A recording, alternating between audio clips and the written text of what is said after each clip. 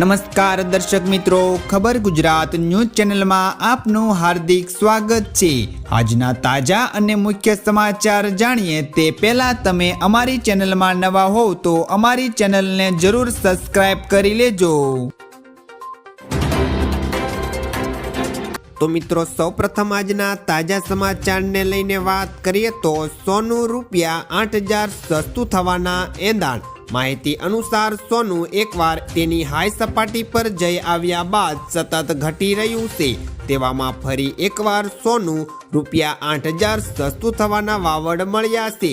જો આમ થશે તો સોનું તેની ઓલ ટાઈમ હાઈ સપાટીથી ઘટીને ₹72,000 પ્રતિ 10 ગ્રામ સુધી આવી શકે છે। ખાસ કે ગઈકાલે સોનાની કિંમતની અંદર ઘટાડો જોવા મળ્યો હતો।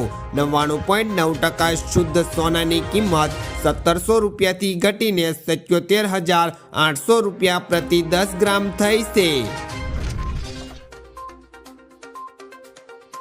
ત્યાર પછીના સમાચારને લઈને વાત કરીએ તો શિયાળામાં ભારે વરસાદની આગાહી।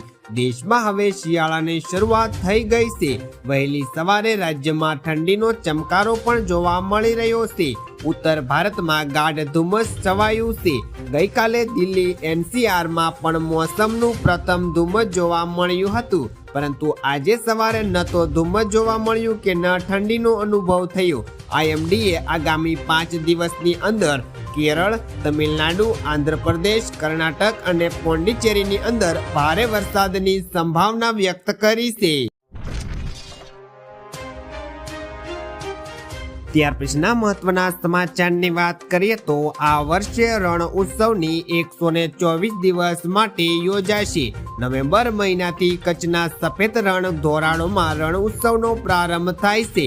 આ વખતે ગુજરાત પ્રવાસન વિભાગ દ્વારા દિવાળી બાદ એટલે કે 11 નવેમ્બરથી જ રણ ઉત્સવની શરૂઆત થઈ ચૂકી છે। આ વર્ષે રણ ઉત્સવ 124 દિવસ માટે યોજાશે।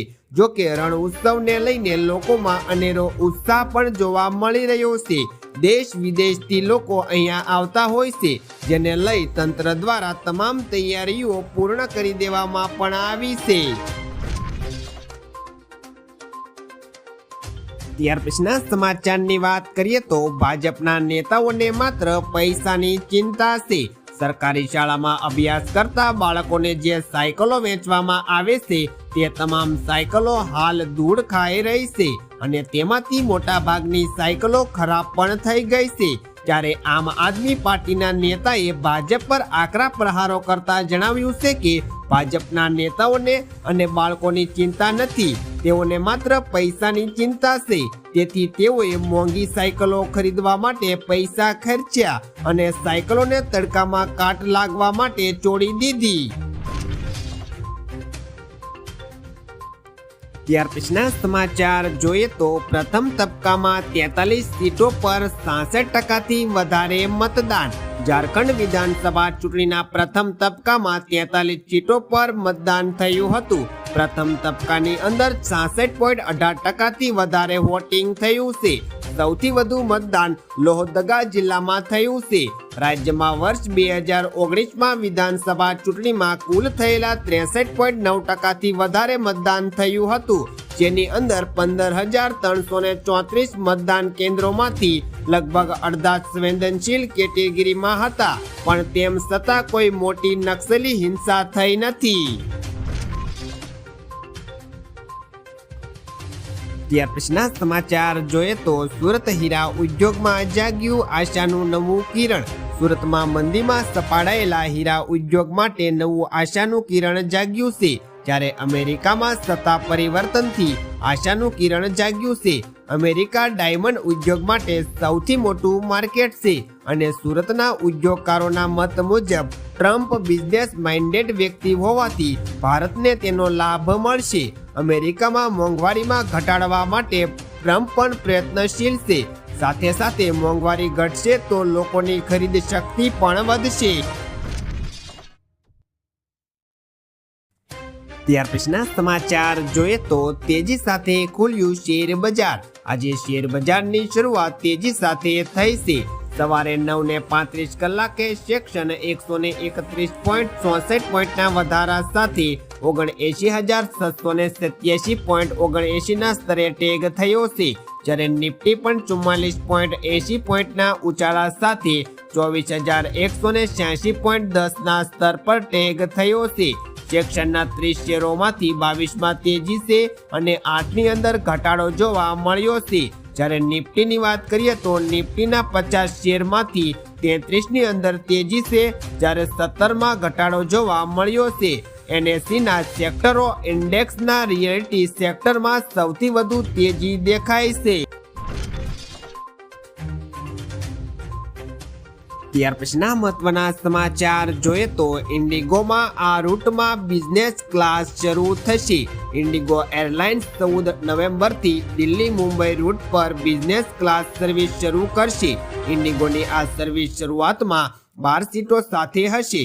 એર ઇન્ડિયા અને વિસ્તારાના મર્જન બાદ ઇન્ડિગોના આ કદમથી એવિએશન સેક્ટરની અંદર સ્પર્ધા પણ વધશે. ઇન્ડિગો તેના બિઝનેસ ક્લાસમાં મુસાફરોને આરામદાયક સીટ અને ઉત્તમ સુવિધાઓ પ્રદાન કરશે. ઇન્ડિગોએ 18,018થી આ બિઝનેસ ક્લાસની સફર શરૂ કરી, જ્યારે અન્ય એરલાઇનના ભાડા પણ મોંઘા છે. ત્યાર પછીના સમાચાર જોઈએ તો રાજ્યના પશુપાલકો માટે મહત્વના સમાચાર. રાજ્યના પશુપાલકો માટે મહત્વના સમાચાર સામે આવ્યા છે. હવે ગુજરાતનો પશુપાલક વીમા કંપનીને માત્ર ₹100 પ્રીમિયમ ચૂકવીને પોતાના પશુને વીમા કવચથી સુરક્ષિત કરી શકશે. ગુજરાત પશુધન વિકાસ બોર્ડ દ્વારા ICIC Lombard general insurance company વચ્ચે ગાંધીનગર ખાતે MOU કરવામાં આવ્યું છે. પશુપાલન મંત્રી એવા રાઘવજી પટેલે કહ્યું છે કે આર્થિક સંરક્ષણ પૂરું પાડવા સરકારે નવી પશુધન વીમા સહાય યોજના અમલમાં મૂકી છે. ત્યાર પછીના સમાચાર જોઈએ તો સૂર્યાની ફિલ્મ ધૂમ મચાવશે. સૂર્યાની ફિલ્મ કંગુવાની રિલીઝને માત્ર 1 દિવસ બાકી છે. તેનું એડવાન્સ બુકિંગ ચાલુ છે. કંગુવામાં સૂર્યા સાથે બોબી દેવલ વિલનની ભૂમિકામાં જોવા મળશે. એક અહેવાલ મુજબ કંગુવા તમિલનાડુમાં પહેલા દિવસે 20 કરોડ રૂપિયાનું કલેક્શન કરી શકશે. પહેલા જ દિવસે ફિલ્મનું વર્લ્ડ વાઇડ કલેક્શન 75 કરોડ રૂપિયા થઈ શકે છે. નિષ્ણાતોનું કહેવું છે કે સૂર્યા માટે કંગુવા સૌથી મોટી હિટ સાબિત થવા જઈ રહી છે, જે તેની શ્રેષ્ઠ ફિલ્મ હશે. ત્યાર પછીના સમાચારની વાત કરીએ તો દિલ્હીવાસીઓ ઝેરી હવા લેવા માટે મજબૂર. દિલ્હીમાં લોકો ઝેરી હવામાં જીવવા માટે મજબૂર દેખાઈ રહ્યા છે. દેશની રાજધાનીમાં પ્રદૂષણ ખતરનાક બનતું જાય છે. દિલ્હીમાં પ્રદૂષણની સ્થિતિ હજુ પણ વણસી રહી છે. સેક્ટર પોલ્યુશન કંટ્રોલ બોર્ડની એક એપ અનુસાર દિલ્હીની હવા ગુણવત્તા સૂચક આંક AQI 432થી ઉપર પહોંચી ગયો છે. કેટલાક સ્થળો પર આ અંક AQI 450થી ઉપર છે. ગુજરાતની વાત કરીએ તો અમદાવાદમાં AQI 166 છે.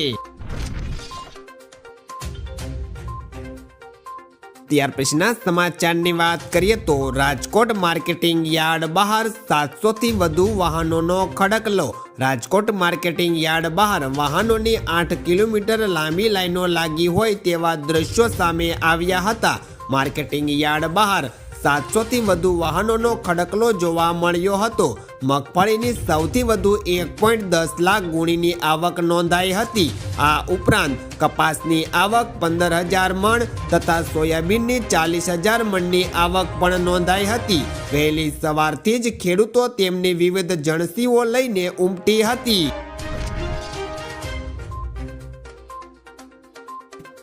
તો મિત્રો, આ હતા આજના સૌથી અગત્યના મુખ્ય સમાચાર. આવા અગત્યના અને મુખ્ય સમાચાર જાણવા માટે તમે અમારી ચેનલમાં બન્યા રહો. આભાર.